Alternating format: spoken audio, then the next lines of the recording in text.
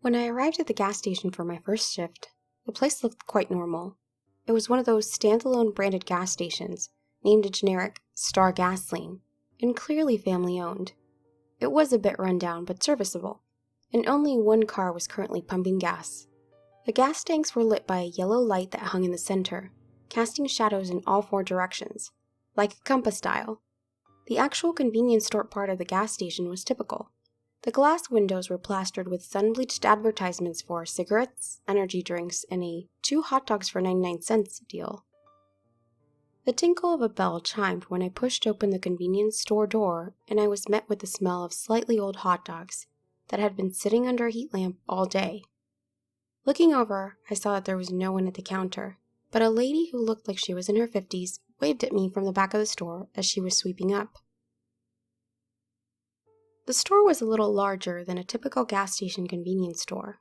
The interior is what you would expect, except one thing. There was a clock, an old TV screen lined up on each side of the room, showing security camera footage of the gas pumps. It seemed unnecessary.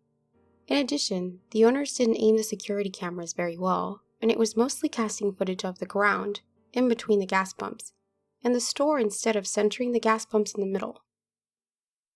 "Hello, you must be Alex." I was taken out of my thoughts and looked forward. "I know that my husband originally interviewed you.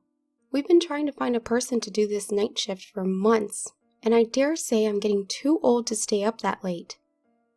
But you're young, so you'll be fine." She wiped her hands on her pants before reaching out her hand and shaking mine. "I'm Anne. Nice to meet you.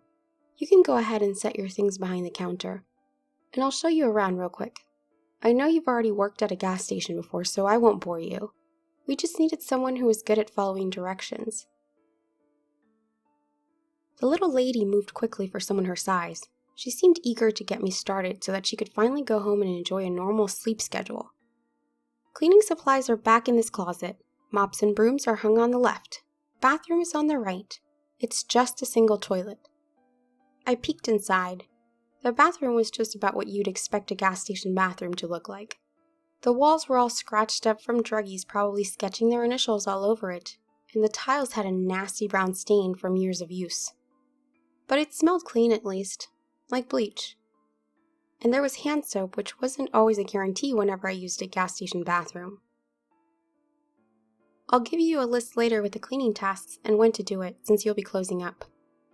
Finally, she'd led me back to the front, showed me how to use the cash register and the debit card machine, and we were just about done. She dug into her pockets and pulled out a pair of keys. "These are the keys to lock up, one for the front and one for the back door." Near your chair at the register, there's a yellow list of cleaning tasks. The most important one is the red sheet. She pointed at the bright red paper sitting next to the register. "Read that, and learn it by heart, and you'll have no problem." "Thanks, I'll read it." "Did you bring a good watch like I told you to?" "Yes, I did. Though it looks like you have so many clocks in here, I feel like I don't really need this watch to tell the time." "Oh no, you'll definitely need it. Trust me. You've got another, 15 minutes before your shift starts. Go sit down and start some of those tasks, and keep it with you for a few days. You'll know it by heart soon enough. I don't need it anymore. I learned quick." She picked up her bags from behind the counter and left. There were no customers anymore, and it was relatively quiet. It was almost 10 p.m., and by now there weren't any cars passing by on the road outside of this small town. I gazed outside again at the lone gas station light flickering occasionally in the distance. The light illuminated long, stretching shadows of the gas pumps. All 4 shadows were cast in the same direction toward the convenience store, almost like they were crawling towards the building in parallel. I picked up the 2 instruction sheets. Both were laminated and printed on sturdy cardstock and a little grimy from use, probably because so many employees had to refer to them often. The yellow sheet didn't seem all that interesting, just a lot of mundane tasks like mopping up and taking out the trash at the end of the night. The red sheet, however, had blocks of text on it. Welcome to the Star gas station. This is your night shift employee manual. Please follow all of the instructions with great care. It is important that you are punctual and uphold the quality of service that our customers expect even during the late night hours. We strive for peace and harmony with our neighbors, night and day. 1. A clean store with busy employees is a happy and occupied store. 2. Spend most of your time being active in the lit part of the store except when otherwise necessary. Half of the lights are always off. 3. Before 10 p.m., turn off store lights. It does not matter which half of the store that you keep lit, but whatever you choose, keep it for the rest of the night. If you turn off all of the lights, it makes the store look closed. It makes the store look closed. You will need the unlit part of the store later. 4. If you need to use the bathroom, keep the door cracked so that you can keep an eye on the security footage on the TV monitors. 5. Throughout the night, you might notice puddles of water and heavy dust well on the floor and table surfaces in various places. Try to clean them up when you can using the provided mops and dusters. Puddles and dust make the store look abandoned and unkept and will attract attention. A clean store is a happy, occupied store. We recommend occasionally patrolling the store to look for water or dust that you might miss. Remember to check the employee break room. 6. Around 12 a.m. or earlier, prepare the mop bucket with water and soap. At 12:05 a.m., go to the back of the store to the refrigerated drink aisle and mop the aisle continuously until 12:25 a.m. Do not leave this aisle or stop mopping until the specified time for any reason. You might feel like something is watching you, and a strong desire to leave the aisle and hide. Do not listen to this urge. Act normal and do not show signs of fear. You may go back and forth down the aisle until time is up. Management recommends keeping your head down, keeping an eye on your watch, and wearing some headphones with music to help you block out the sound. The quality of your mopping does not matter, but it is important that you appear busy at work. 7. On the walls next to the cash register is a camera feed of the backlot that is different from the other camera feeds.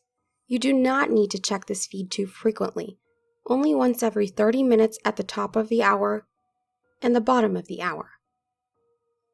At any time of the night, if you see a shadowy figure standing in front of the camera feed and staring directly at you into the camera, calmly and slowly duck down under the register so that you no longer are able to see this particular monitor screen. We call him Fred. Wait 5 minutes and use the provided compact mirror underneath the cash register to indirectly check if Fred is still there. If he is still there, continue checking every 5 minutes until he leaves. 8. This one only happens if you are not acting busy enough or if the store is dirty. You may see Fred standing directly looking at you in front of the convenience store. If so, stop what you are doing and do not acknowledge his presence, but calmly crouch behind any of the aisles in the unlit section and make noise by reorganizing and moving snack bags and drinks around. Do not stand up again. You want him to hear you, not see you. He will not want to bother you if you seem busy. You can peek through the shelves to see if he is still there, but be careful. 9. Finally, these are the most important rules. We usually only have one local neighbor.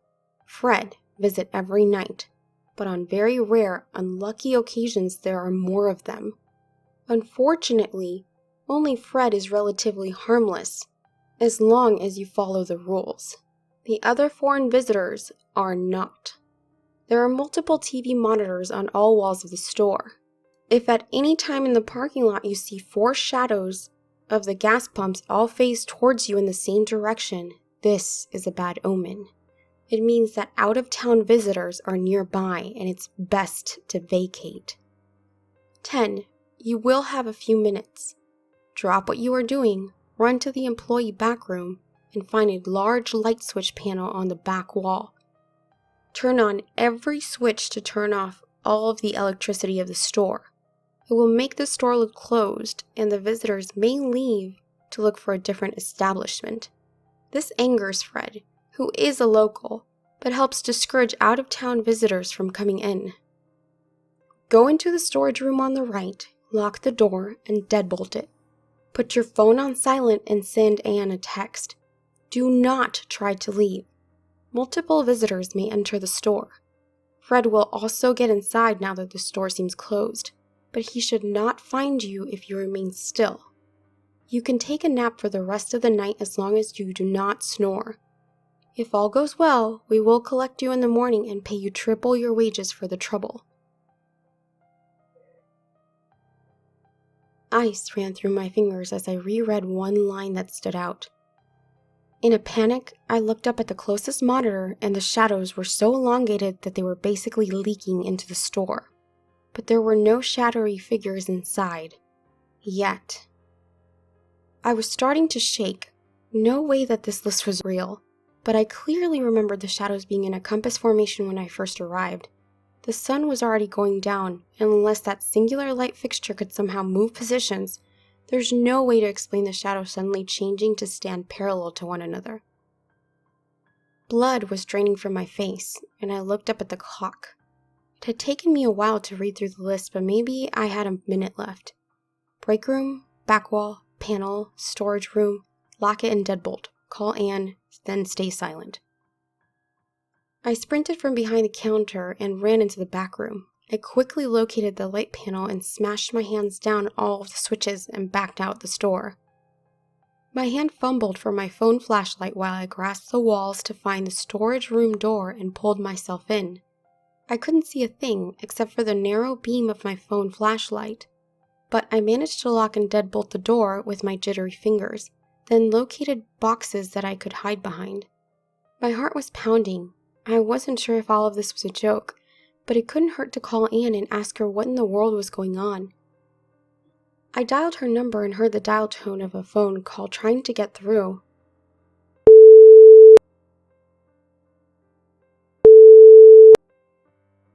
I hope she picks up.